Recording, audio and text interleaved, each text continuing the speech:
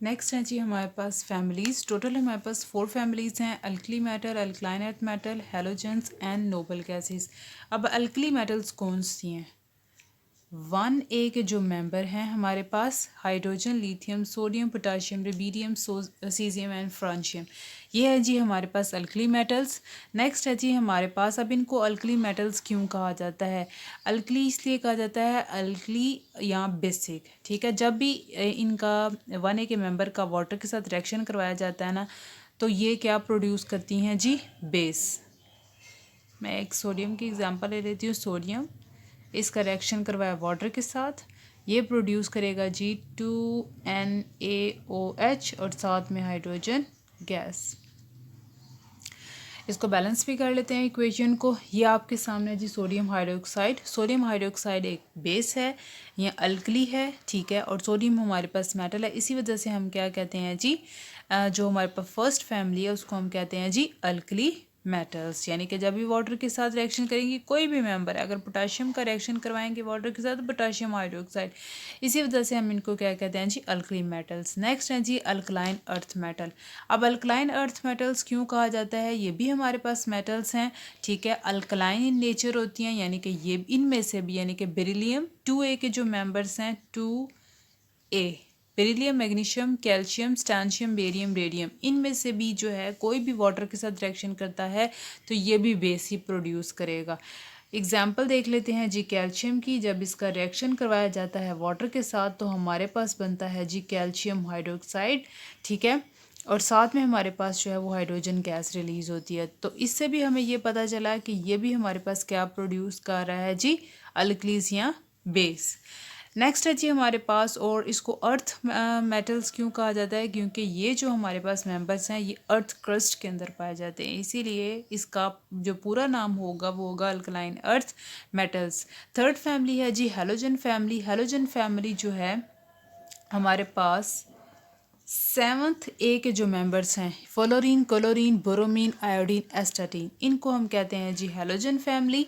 अब इनको halogen family क्यों कहा जाता है? क्योंकि इनमें साल्ट फॉर्मिंग प्रॉपर्टीज़ होती हैं, यानी कि ये साल्ट बनाने की खसूसियात इनमें पाई जाती हैं।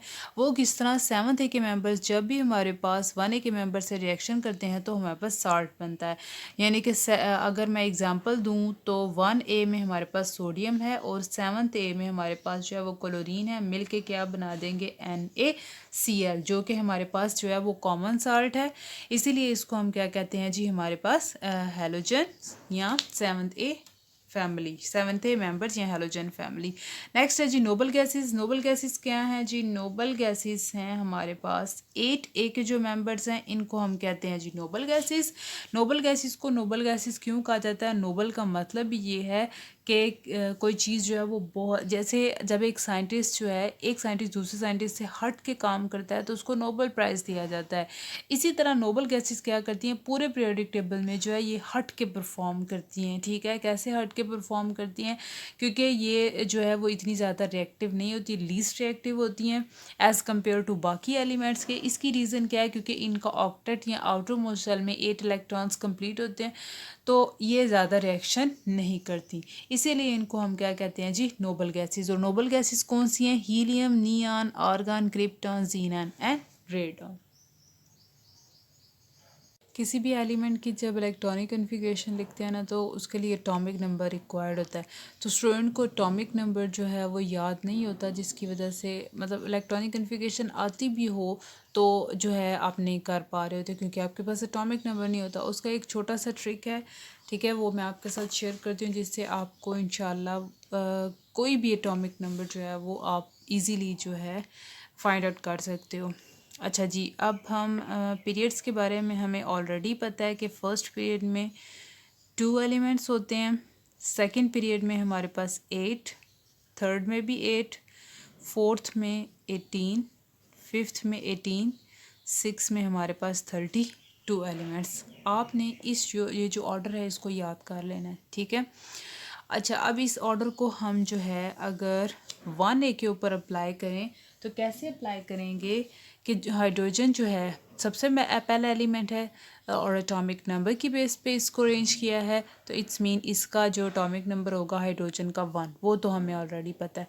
अब 1 में आपने 2 को प्लस करना है तो हमारे पास लिथियम का एटॉमिक नंबर आ जाएगा, वो क्या है जी हमारे पास 3।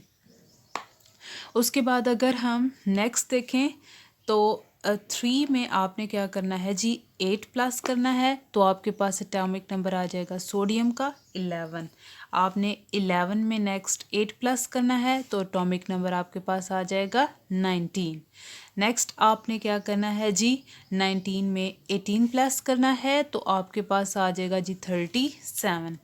37 में आपने फिर जो है 18 प्लस करना है तो आपके पास आ जाएगा जी 55। नेक्स्ट आपने 55 में 32 प्लस करना है तो आपके पास आ जाएगा जी टोटल 87। ठीक हो गया। अब जो है अगर आपके पास ये 1A के मेंबर्स आ गए हैं, इनका एटॉमिक नंबर तो 3 है तो ये 4 होगा, ये 11 है तो ये 12 होगा, ये 19 है तो ये 20 होगा, ये 37 है तो ये 38 होगा, 55 है तो ये 56 होगा, 87 है तो ये 88 होगा। ठीक हो गया। उसके बाद है जी अगर हम बात करें जी 3rd A की, तो 3rd A में जी आपने क्या करना है, 3rd A में इन दोनों को स्किप कर देना है। ठीक है, आपने लेना है जी नेक्स्ट हमारा ऑर्डर होगा 8, 18, 18, 32।